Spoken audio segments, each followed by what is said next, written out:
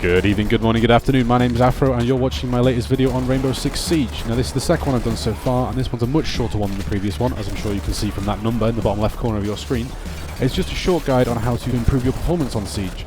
So in the new mode Outbreak, which came with Operation Chimera, the performance of the game is nowhere near as good as it is in the base game, or at least I found that to be the case. And this little trick here I've got for you reduces the image quality of your game slightly, but it does massively improve performance, and it can stop you ending up like my friend Jack here. Oh, fuck's sakes! Oh, fuck off! Fuck's sake! So fucking laggy! So if you don't want to end up like Jack and being really pissed off at your game, all you need to do is head into the settings menu, reduce a few settings down.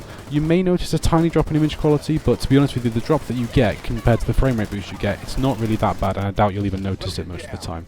So first of all, I'm just going to show you some normal footage. So this is me running the game on what I would use as my normal settings. This is what I use when I'm normally playing on competitive or quick play, whatever, normal Siege, I use these.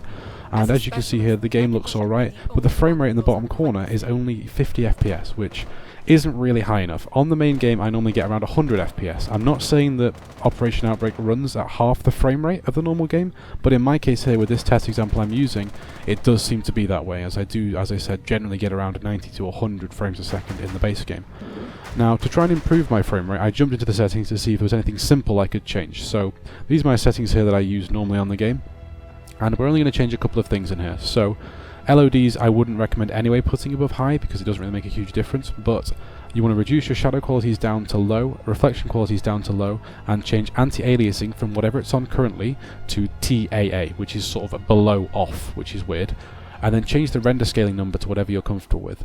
Reducing render scaling will make the image a lot softer, which means it won't look as sharp when you're looking at the game, but adjusting sharpness down here at the bottom can help with that. Now, as you can see here in this footage that I'm just about to show you now, this is the game after we've messed with the settings and after we've improved the performance. As you can see, we've gained, 30 FPS, and as you can see here, I doubt you'll be able to tell the difference between this and the footage I was showing you earlier. They do look very, very similar, and the only real difference I noticed was the game is slightly jaggier. The anti-aliasing has been reduced, as we showed in the settings, and by reducing that, the image will be slightly sharper, so there'll be harsher pixels, things will look a bit jaggier or zigzaggier. And here I've just got some footage as well of the two of them showing side by side, so you can see the differences with the frame rates down at the bottom. Now, it is a slightly different shot, as it is two different matches, and I couldn't get it perfect, but as you can see, there isn't a huge difference. The detail on the gun is pretty much the same.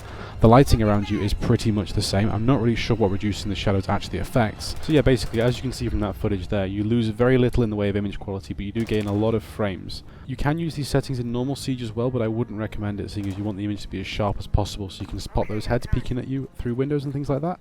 If you did enjoy this video, please leave a like down below and subscribe and comment, all that sort of stuff. Share it with your friends, whatever you want to do with it, I would appreciate it.